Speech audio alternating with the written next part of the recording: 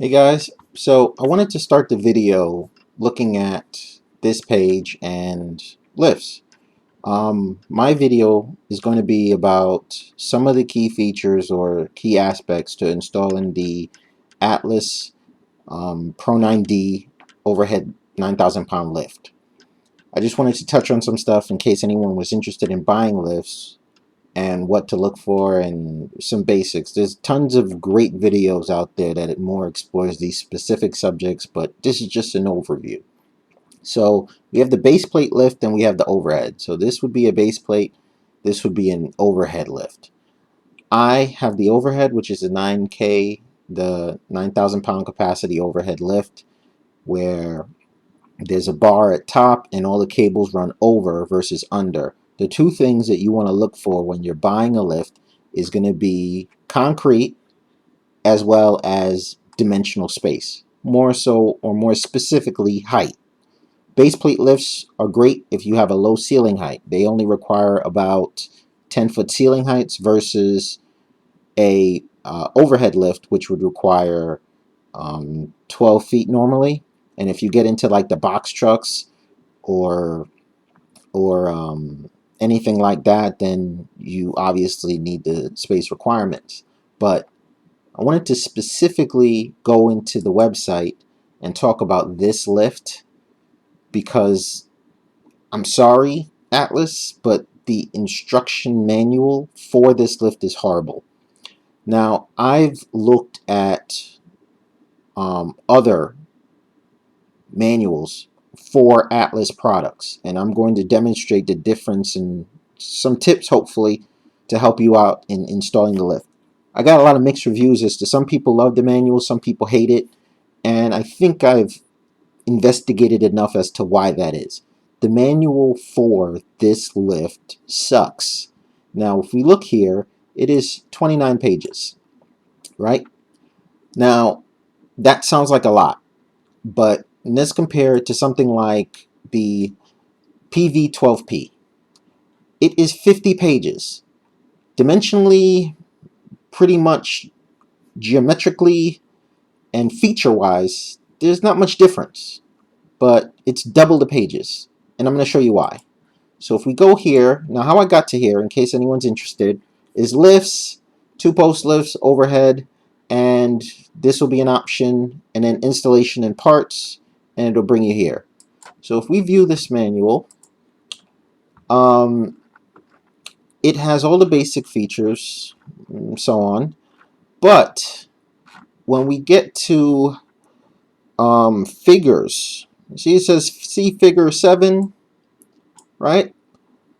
If you go through this, like I'm going slow, so bear with me. There's a number of figures here that it references.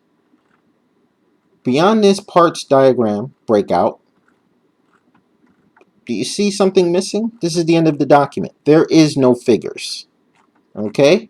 So it lists a number of figures, but none of those figures are actually visible. There's nothing.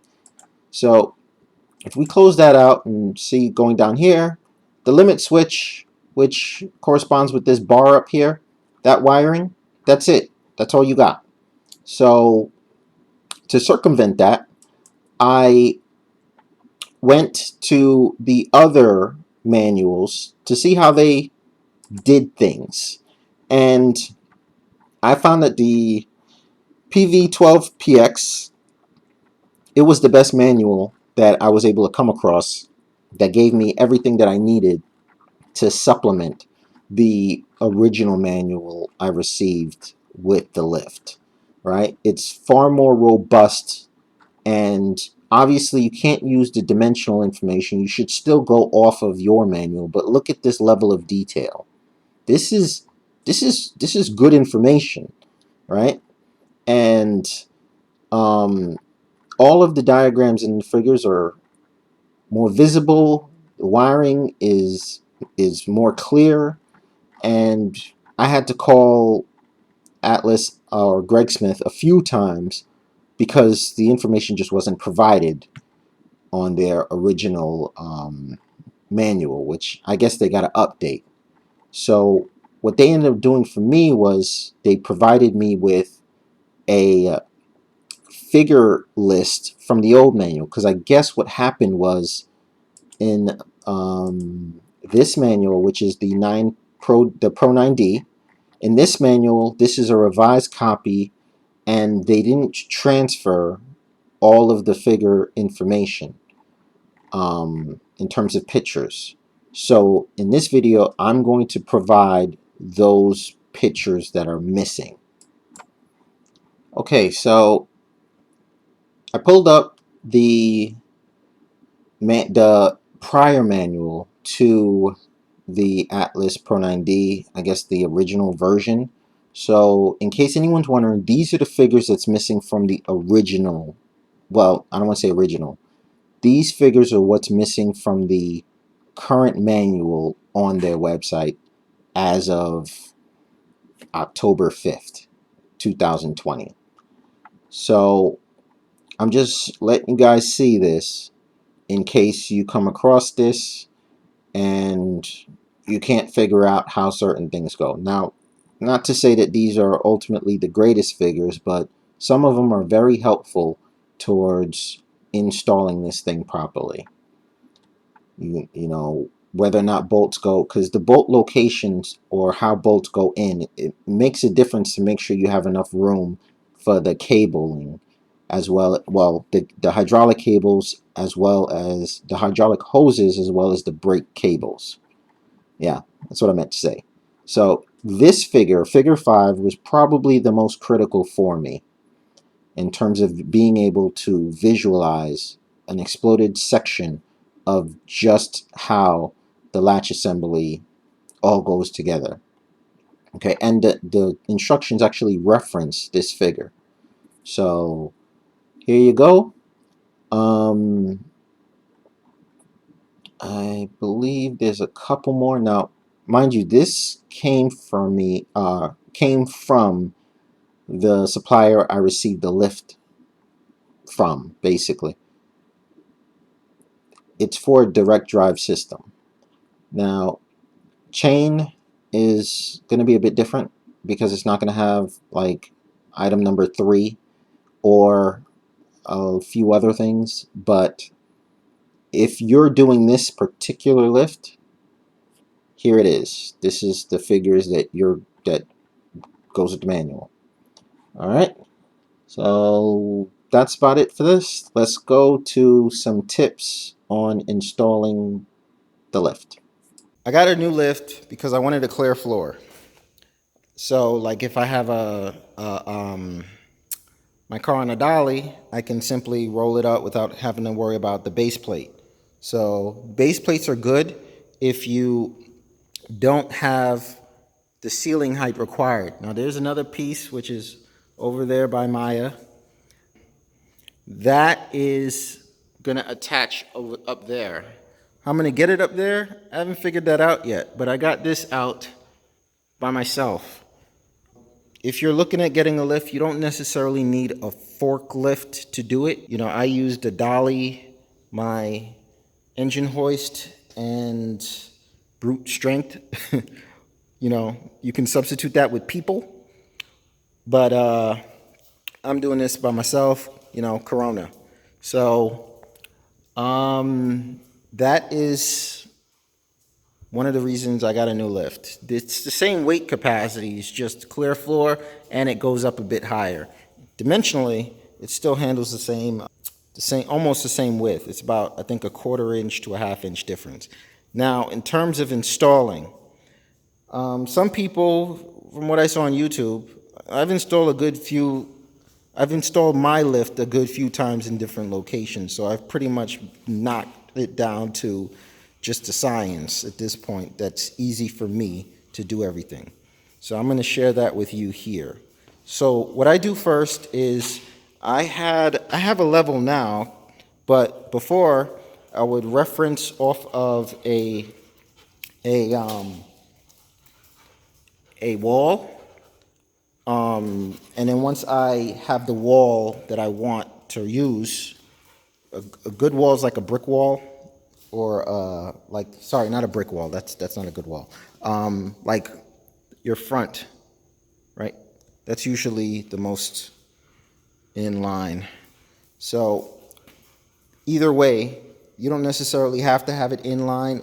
You could have it parallel or you could have it diagonal in a corner, but have a reference line, and you want to make your reference line as close to the lifts and then take measurements off of it so that you can make sure it's in line. But I have a laser, and what I did was I put it to the edge, and this is a self-leveling laser, so it doesn't matter if the tripod is off, and it goes all the way down to here.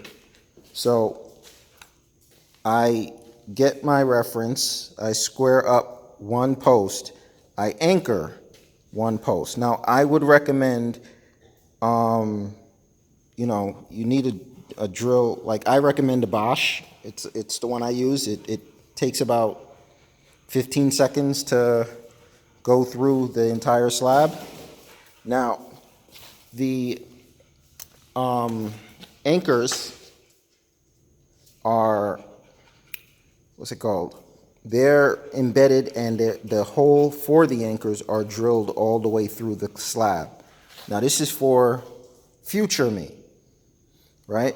Because if something happens where I want to either replace the lift or I sell the house and I want to get rid of the anchors and just concrete it over, then what I would have to do is get rid of those anchors and take my lift or sell it. So the best way to get rid of an anchor is actually to just pound it more into the ground. That's what I did over here with my old lift, right?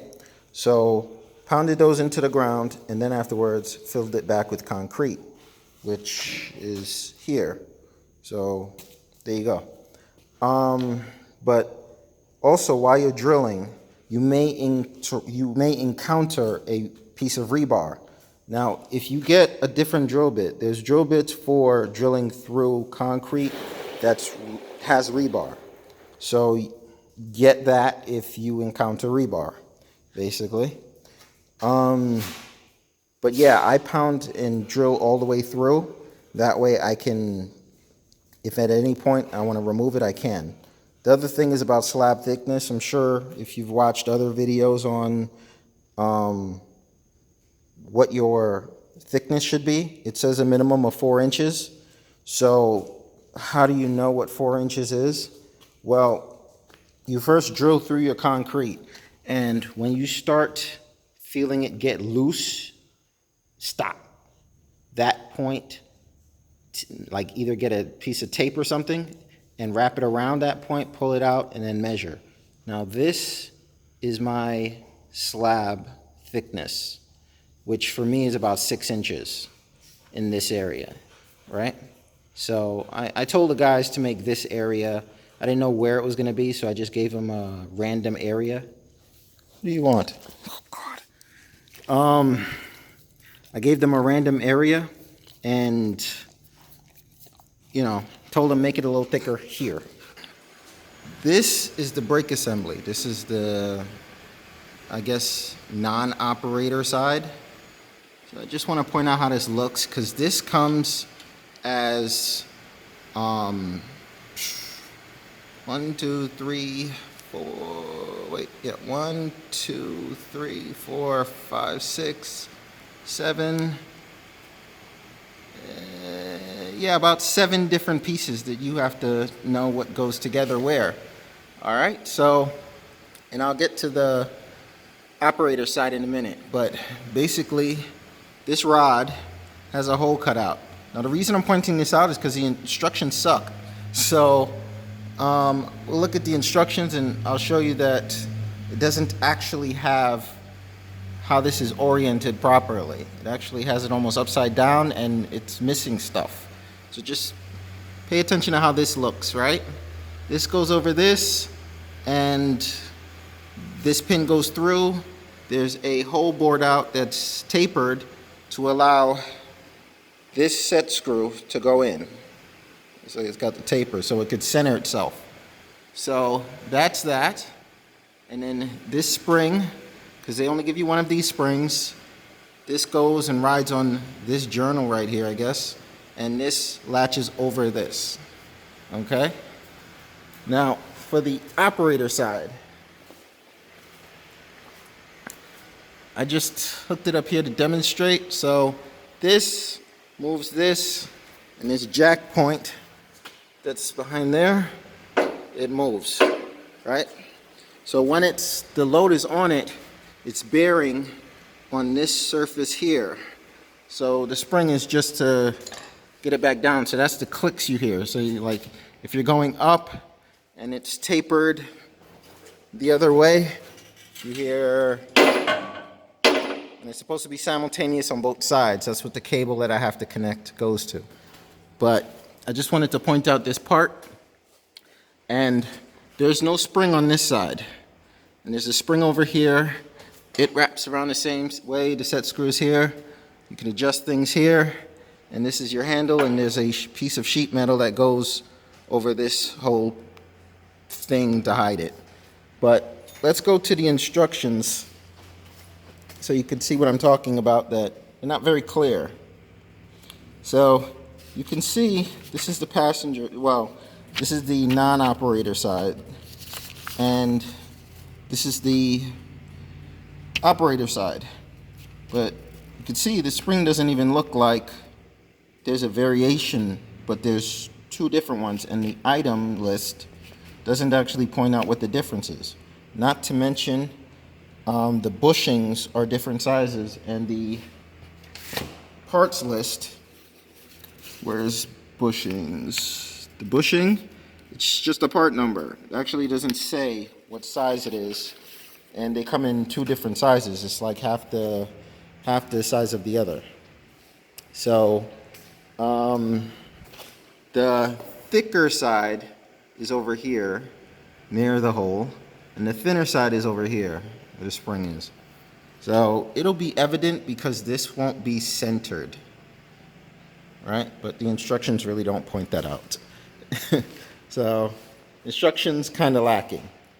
But yes, moving on.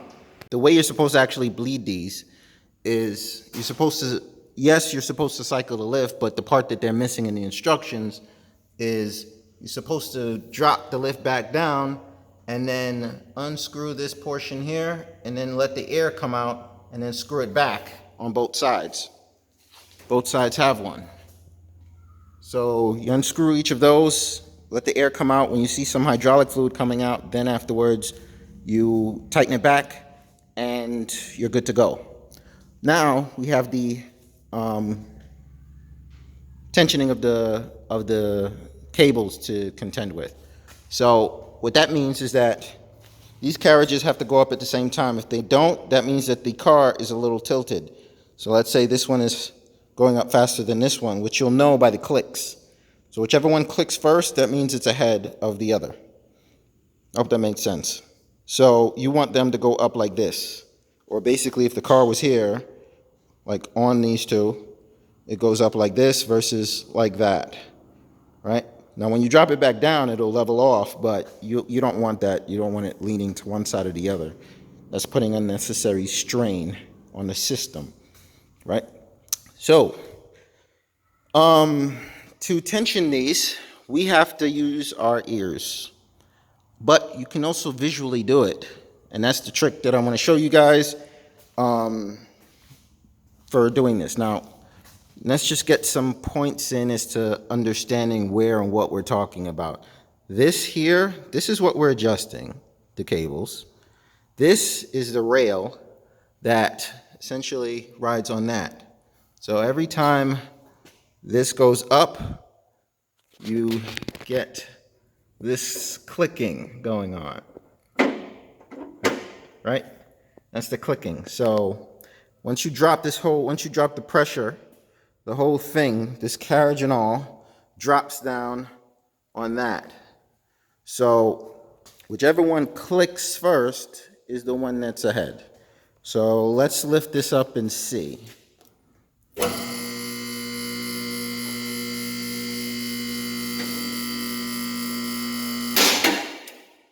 So that clicked first, Then this came after. So that means that this one is tensioned tighter than this one. So how we fix that is we have to now use our eyes.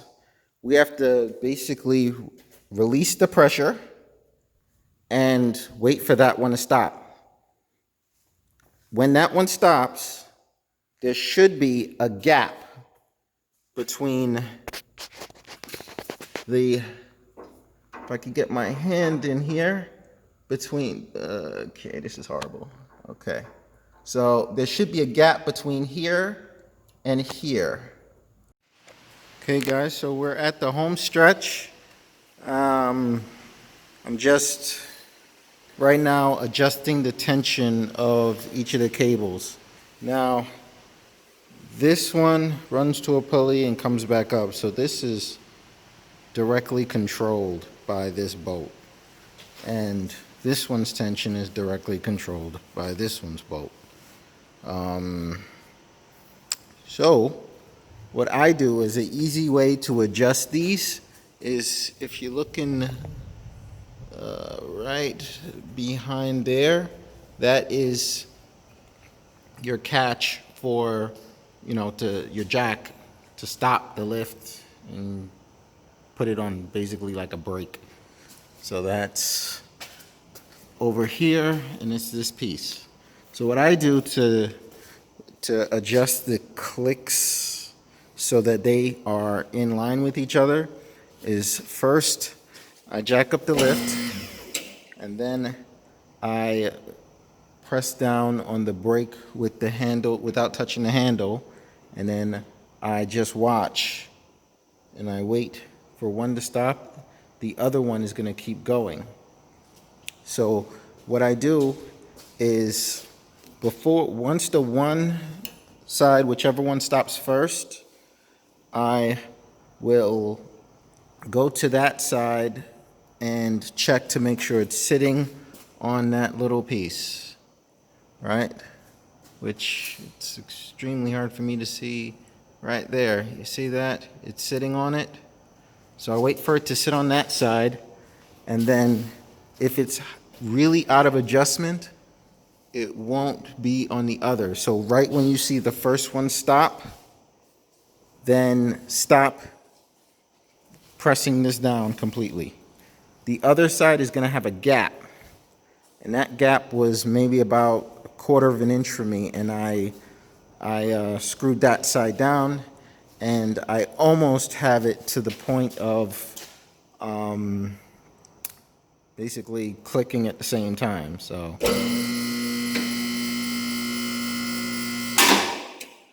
hear that? So it's almost there, but this has got to go up a slight bit more, and then I think I'll get it in line. So basically, when these are not tensioned, that means this carriage and this carriage are not at the same height.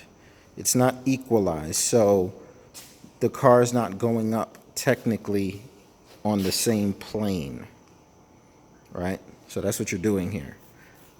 So let me tighten that a bit more. Wait, let me show you the other side of this trick. One moment.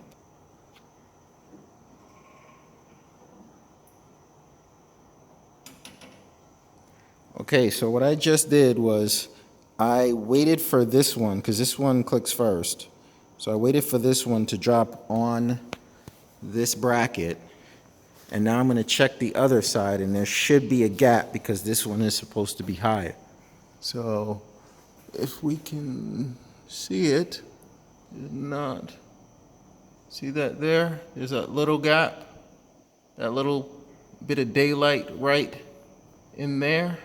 Right there where my nail is, that is the gap you got to fill. So we're going to raise this up a bit more and then check it again. Okay, so I just tightened that up a bit and raised it up a bit, and now it clicks at the same time. So now you guys can listen.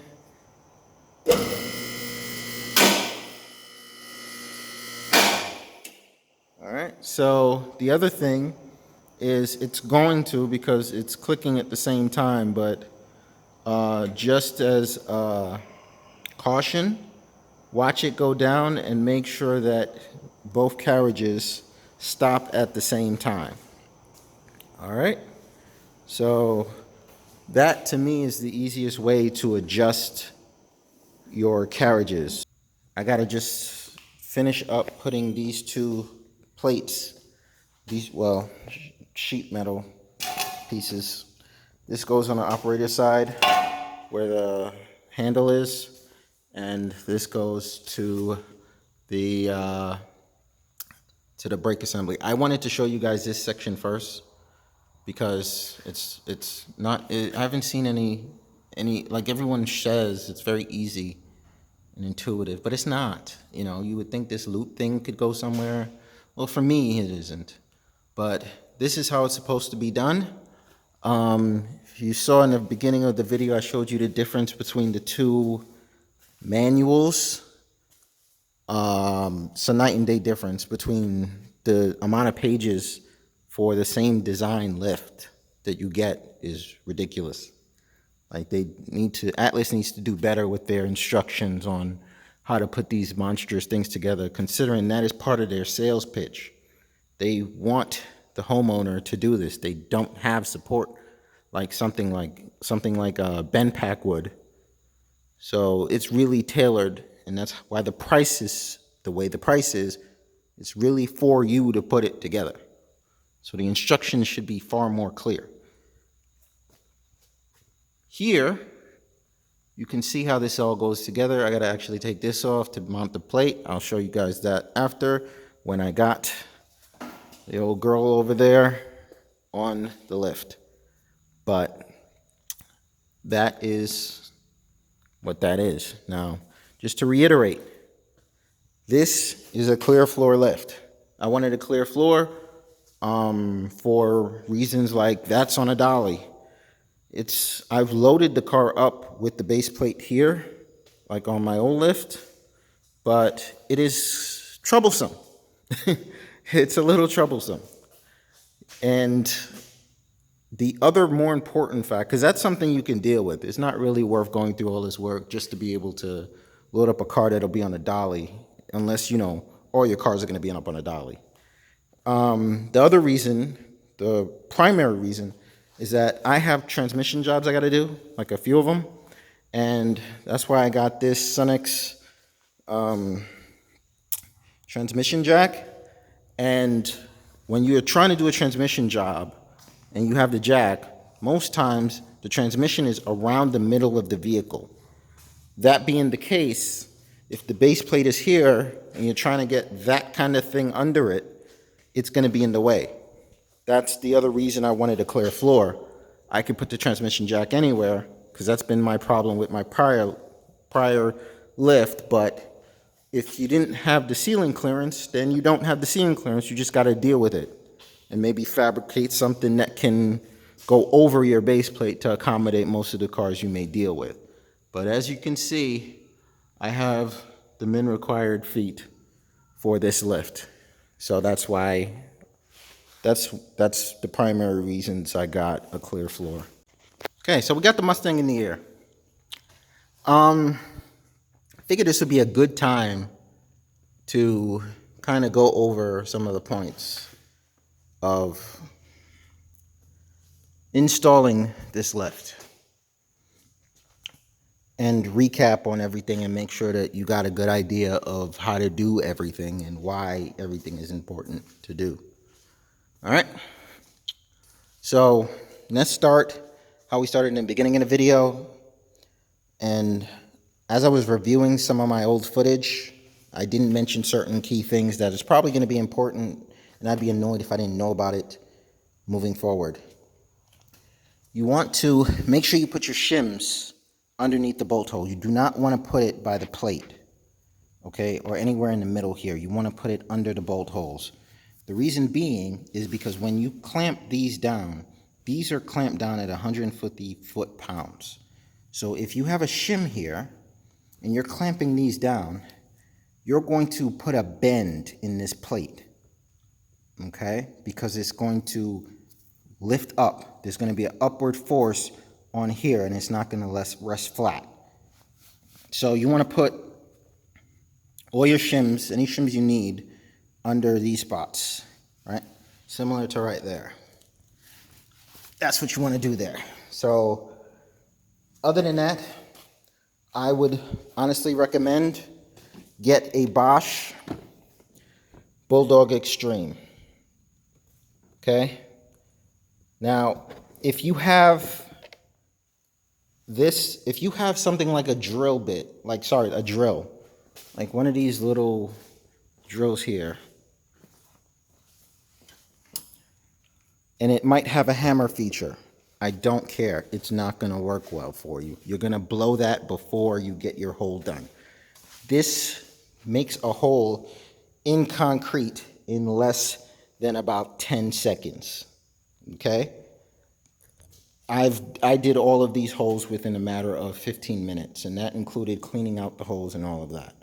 So get this drill bit, get this drill, a Bosch Bulldog. You don't necessarily need the Extreme Max, but I got it because, you know, that's what I got. It has a depth gauge. It also, you know, you'd also need, it's an SDS, so it has this type of fitting. Focus. Okay, there you go. And this is a Bosch drill bit. You know, look them up. They're very good. And you just pop this in, you're good to start. So I've drilled a lot of concrete holes with this. This is your best friend. You don't have to do a starter hole or a pilot or anything. The actual plate is your guide. You just got to make sure that that is level going down straight, and you're good to go. Then you want to clean out your hole, vacuum it out, use air, whatever. Now, if you don't get clamp up, it's initially going to start, it's going to feel loose, and then you keep tightening, and it's going to feel loose again, and then it'll eventually start to really tighten up. And then you just got to get it torqued down to 150. Okay, now the 150s, that's a lot. Now, like I mentioned before, well, maybe, hopefully I mentioned it. If you notice these spots, it's from where my old lift was, right? These 6 spots. Now what I did was I used a concrete bonding adhesive as well as that concrete. It's got fiber reinforcement and all that jazz. So that I mixed the concrete adhesive, which is over there, that Pro Select, Sika, I think it is. Yeah, Sika. I mixed that instead of water with crack resistant fiber reinforced concrete. Now this is what this is, so I just wanted to shrink back to as it was and to bond to the old concrete. So first I wet the area down with Sika and did all that, but if you're installing a lift for the first time, you don't gotta worry about that.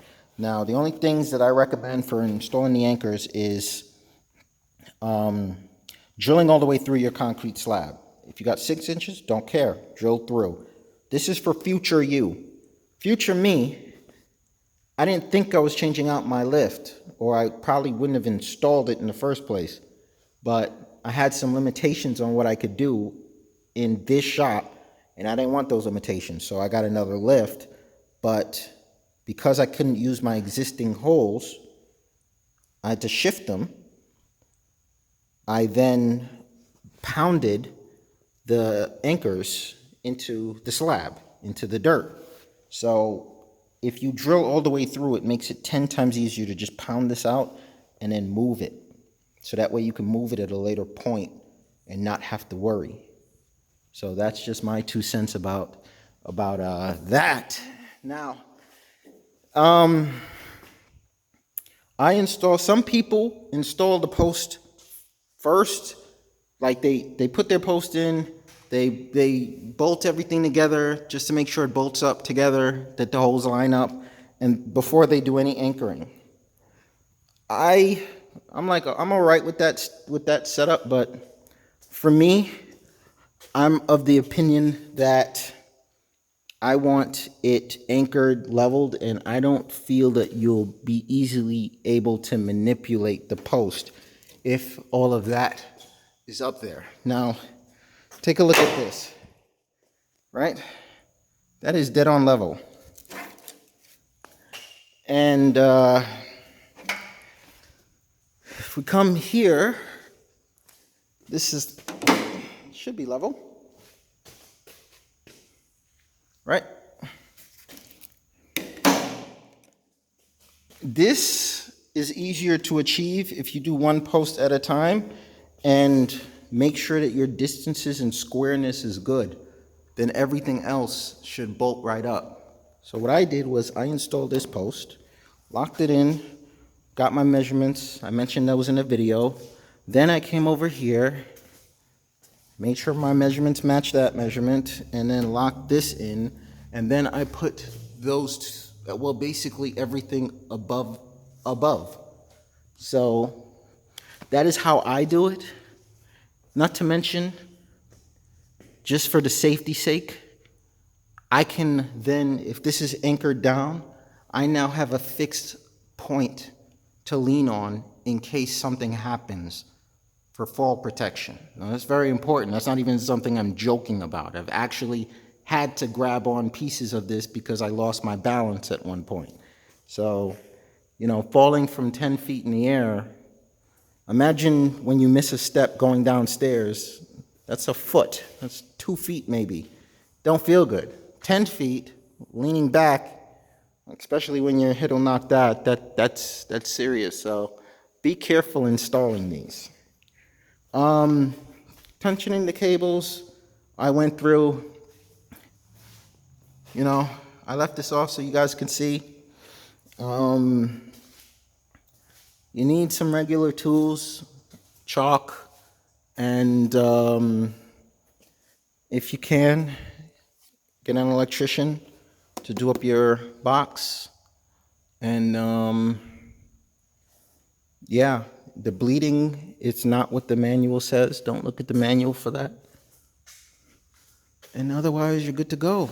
Now, the only other thing that I could recommend, and this is just with basic operation, is that there's a book from the Automotive Lift Institute that you can buy. That book will tell you up to, I don't remember the year, I think it's maybe until 2014, 15, unless they came out with another book.